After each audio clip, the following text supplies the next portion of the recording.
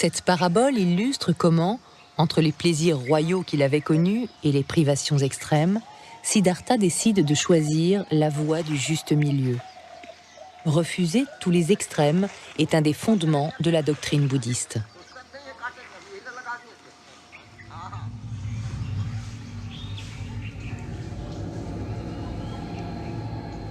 Le chemin de Siddhartha le mène à 5 km de Gaya. Là, il s'assied sous un arbre pendant des semaines pour méditer.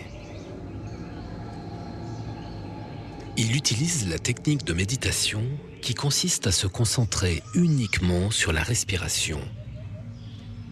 Il cherche ainsi la solution ultime au mal-être, à ce qui rend l'homme malheureux, tous les types de souffrances, comme la naissance, l'éloignement de ce qu'on aime, la frustration, la maladie, la vieillesse et la mort.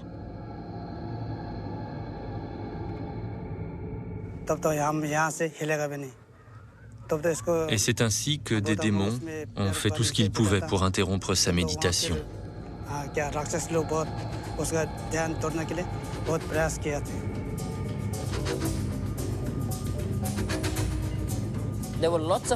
Il y a eu beaucoup de tentations. Dans les livres, elles sont attribuées à un démon nommé Mara. Les tentations de Mara et de ses filles. Mara a essayé de le tenter de multiples façons, en lui montrant des visions de très belles filles et tous les plaisirs de la vie. Mais le Bouddha a vaincu ces tentations en réalisant la futilité de la luxure.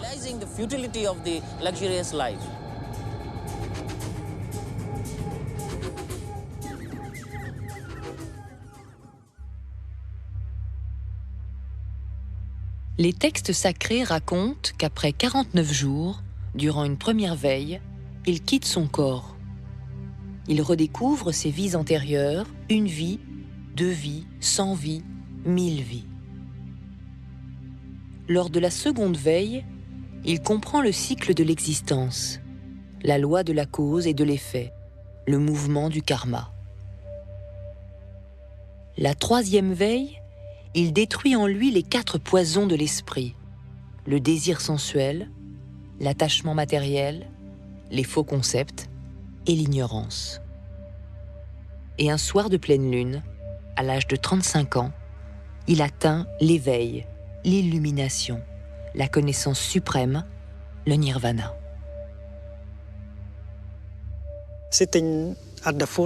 Assis sous l'arbre Bodhi, il a trouvé la solution. Il a été complètement libéré de la souffrance.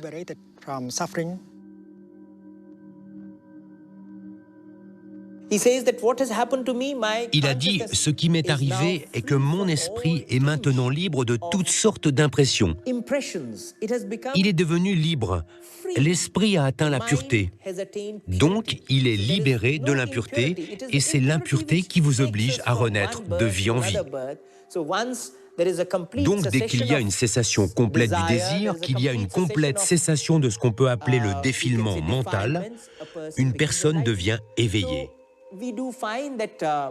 Quand le Bouddha est devenu le Bouddha, il a atteint l'éveil. C'est comme une flamme qui s'éteint. Et quand une flamme s'éteint, où va-t-elle? On ne sait pas. Si elle va en haut, en bas, à gauche ou à droite, elle n'est plus, elle est éteinte. Donc l'éveil est comme une flamme qui s'éteint. Voilà pourquoi nous l'appelons nirvana. Vana en pali signifie désir. C'est comme l'extinction du désir, comme la cessation complète du désir. Complète. Où va la flamme? Nul ne le sait.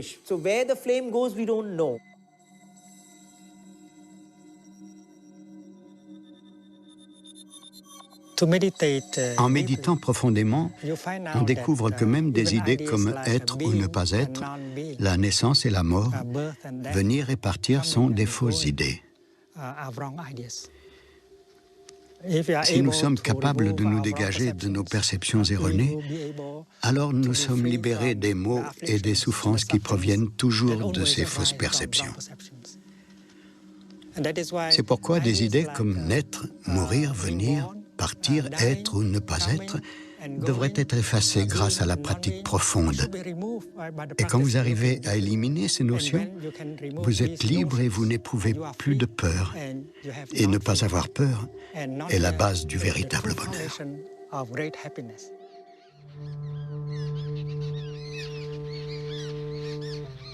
Ayant enfin trouvé les réponses à la souffrance universelle, Siddhartha Gautama devient alors celui qu'on appelle le Bouddha, ce qui signifie l'éveillé ou celui qui a la connaissance.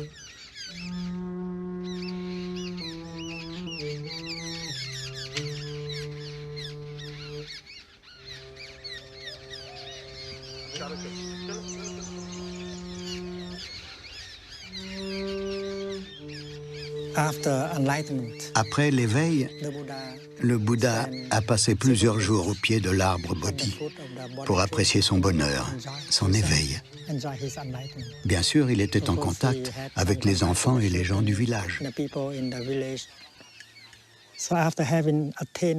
Donc, après avoir obtenu la liberté et le bien-être, le Bouddha voulut partir à la recherche de ses 5 compagnons et les aider à atteindre ce qu'il avait atteint.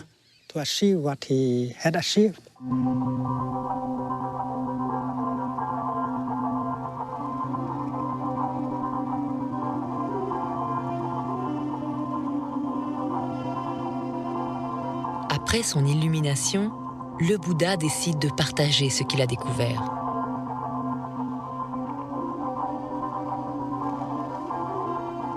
Et il parcourt près de 300 km, traversant les rivières et les forêts.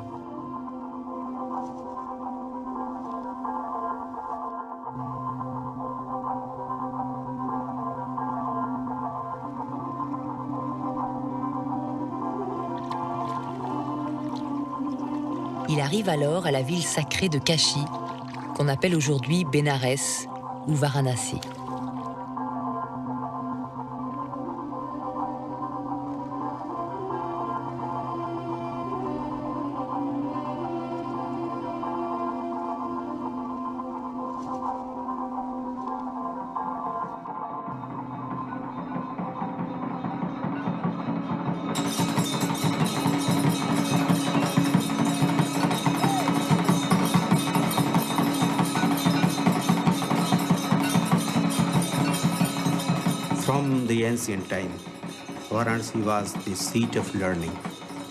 Depuis les temps anciens, Bénarès était le siège du savoir. Donc Bouddha se dit, c'est là que je pourrais trouver de véritables moines, de véritables chercheurs qui aient soif du divin ou de la vérité.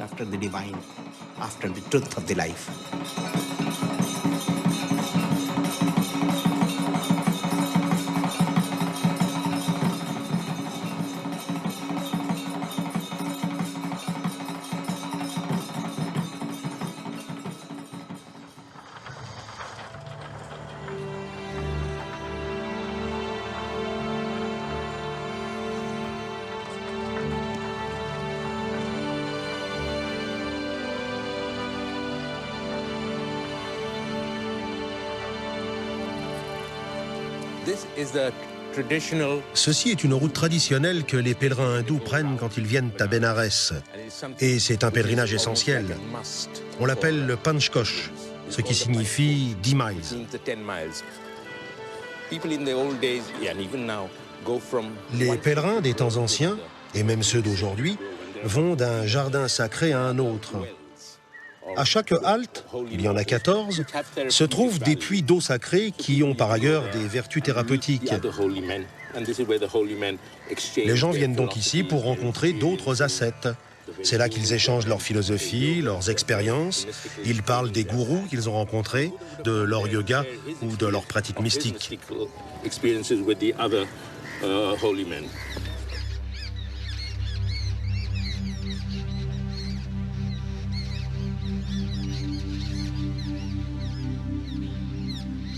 Le Bouddha emprunte le chemin des pèlerins à la recherche de ses compagnons. Il se dirige alors vers le parc des gazelles de Sarnath, à quelques kilomètres de Bénarès. Le Bouddha a appris que ses 5 compagnons vivaient à Sarnath, dans le parc des gazelles. Il y avait beaucoup de gazelles et d'ermites là-bas. Sarnath est le nom moderne. Il y arrive. Quand il approche, ses anciens compagnons se sont dit « Celui-là a arrêté la méditation, il ne peut donc rien savoir ». Alors ils ne lui ont rien demandé. Mais comme le Bouddha approchait, ils ont commencé à sentir le rayonnement de sa sagesse. Il leur a dit « J'ai une révélation à vous faire. Je suis devenu un Bouddha. »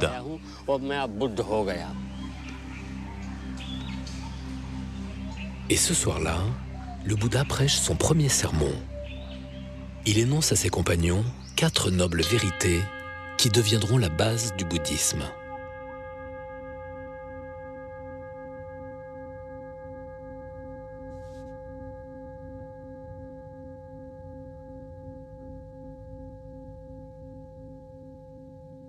Le Bouddha a dit que le mal-être, la souffrance existe.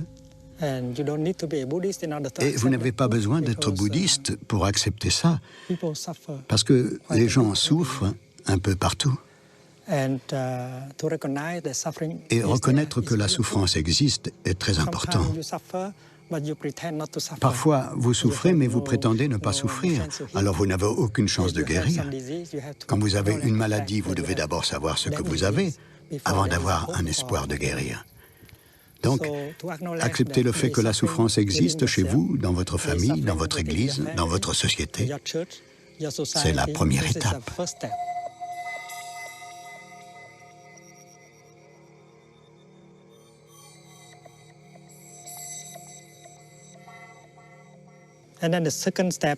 La deuxième étape est de chercher la deuxième noble vérité. D'où vient la souffrance? La racine de la souffrance.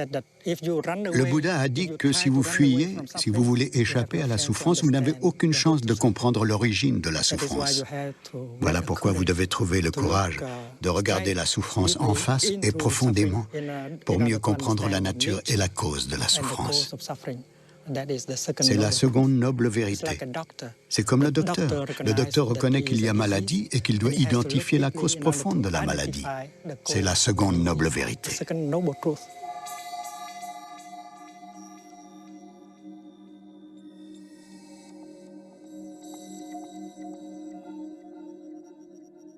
Le docteur dit, bon, cette maladie peut être guérie. C'est la confirmation que la souffrance peut être arrêtée, transformée. C'est la troisième vérité.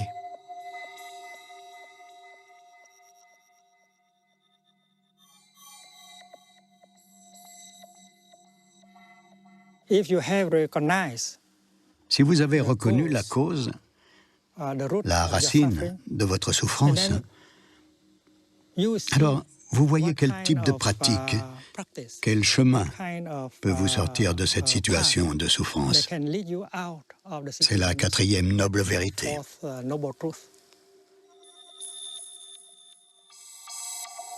Le Bouddha propose de suivre un chemin qui mène au nirvana, composé de règles simples et pragmatiques.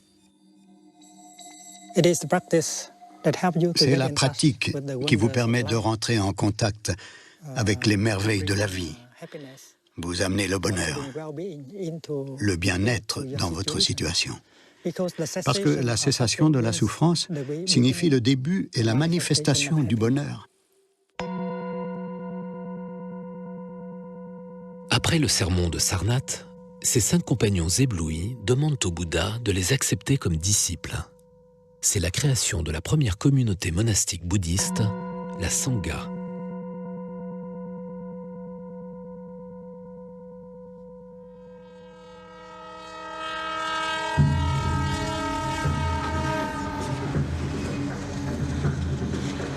Dès lors, le Bouddha parcourt l'Inde du Nord en tous sens sur un immense territoire. Il enseigne le Dharma, la loi du Bouddha, à tous ceux qui sont prêts à l'entendre. Qu'ils soient hommes, femmes, rois ou paysans, brahmanes ou hors caste, riches ou pauvres, ascètes ou brigands, il ne fait aucune distinction entre eux. Le Bouddha explique qu'avec une pratique juste, chaque être humain peut atteindre le nirvana. C'est un message révolutionnaire pour l'époque.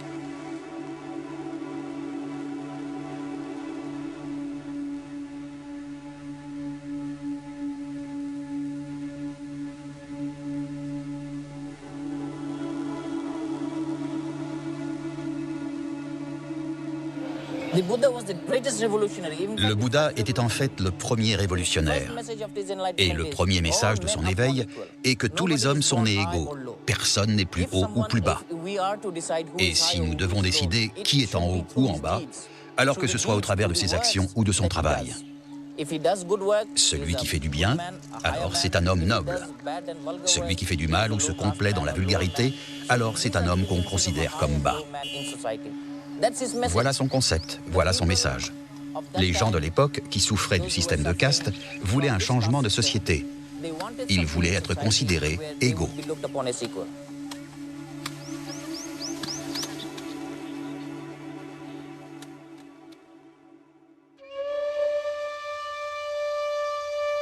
Le Bouddha enseigne ainsi des concepts aussi complexes que l'impermanence, la vacuité, le non-soi, sous forme de préceptes et de petits contes que tous peuvent comprendre. Son fidèle disciple, Ananda, les mémorise et les répète. À une époque où l'écriture était peu répandue, la pensée du Bouddha nous est parvenue par la tradition orale. Contrairement au brahmane, il utilisait un langage accessible à tous.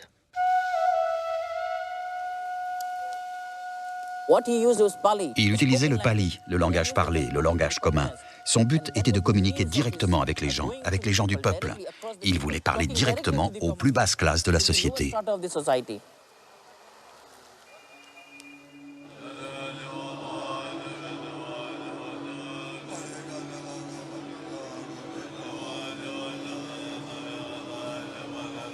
La communauté des moines mendiants, la Sangha, se développe.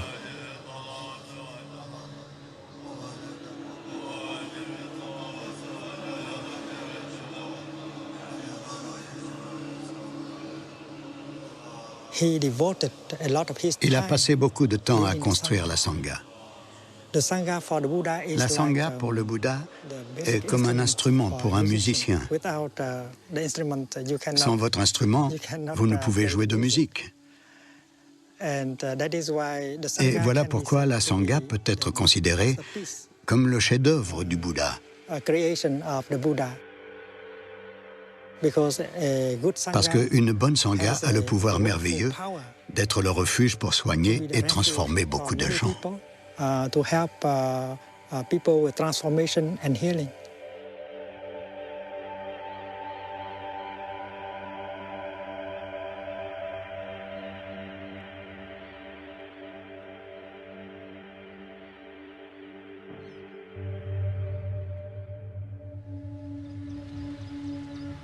Pendant plus de 40 ans, le Bouddha enseigne sa doctrine, la loi du Dharma. Sa renommée est immense. La communauté monastique, la Sangha, s'est implantée dans toutes les grandes villes du nord du pays. À Kosambi, à Sravasti, mais aussi à Nalanda et à Vaishali.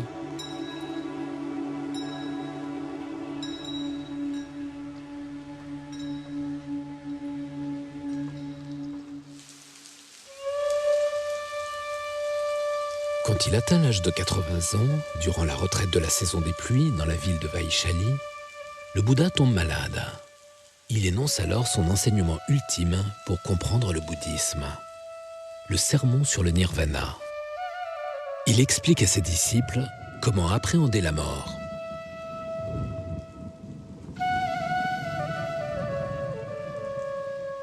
Quand vous regardez un nuage, vous vous dites « ce nuage existe ». Plus tard, quand ce nuage se transforme en pluie, vous ne voyez plus le nuage et vous vous dites « le nuage n'est plus là ». Et vous décrivez le nuage comme non existant. Mais si vous regardez bien, vous pouvez voir le nuage dans la pluie. Et c'est comme cela qu'un nuage ne peut pas mourir. Le nuage devient pluie, neige ou glace, mais le nuage ne devient pas rien. Voilà comment la notion de mort ne peut pas s'appliquer à la réalité. Il y a transformation, il y a continuation. Vous ne pouvez pas dire qu'il y a mort. Parce que dans votre esprit, la mort signifie que soudain de quelque chose, vous devenez rien. Soudain de quelqu'un, vous devenez personne. Et voilà pourquoi la notion de mort ne s'applique pas à la réalité, que ce soit pour un nuage ou pour un être humain.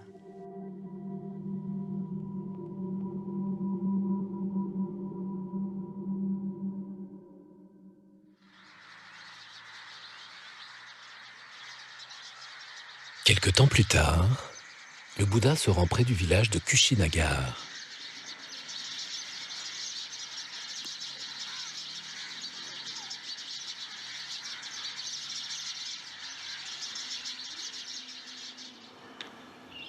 Cette nuit-là, il est pris de violents maux de ventre. Il sent la mort approcher. Il convoque alors son plus proche disciple, Ananda, pour lui dicter ses dernières volontés.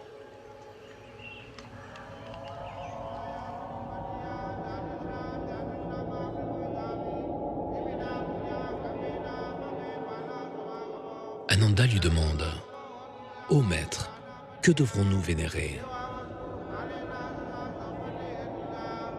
« Je suis né à Lumbini, répond le Bouddha.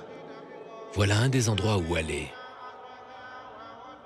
J'ai connu l'éveil à Bodh Gaya. J'ai énoncé la loi du Dharma à Sarnath. Ici à Kushinagar, je vais atteindre le Nirvana. Voilà 4 endroits où vous pourrez vous rendre. » Puis il dit ces derniers mots. La dégradation et la mort sont inhérentes à tous les êtres. Mais chacun peut obtenir le droit de s'en évader. Ne cessez pas de lutter. Et le Bouddha meurt, un soir de pleine lune, atteignant le Mahaparinirvana.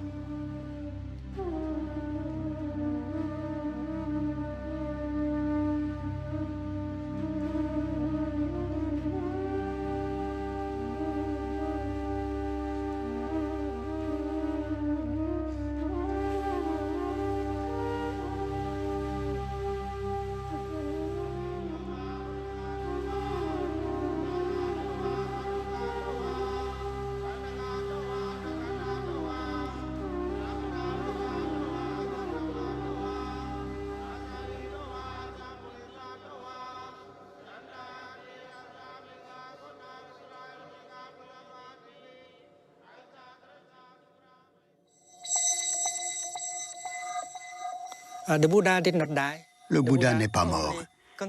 Il est toujours là par la Sangha et la loi du Dharma. Bouddha est présent ici et maintenant. Chacun d'entre nous peut devenir un Bouddha. C'est ce que le Bouddha a dit, que nous soyons hommes ou femmes, noirs ou blancs, marrons ou rouges, nous pouvons tous trouver l'éveil. Voilà comment chacun d'entre nous peut être la continuation du Bouddha. Quand vous savez cela, vous n'avez plus peur. Et quand vous n'avez plus peur, quand vous avez cette sagesse, vous devenez surnaturel. Vous n'êtes plus immortel.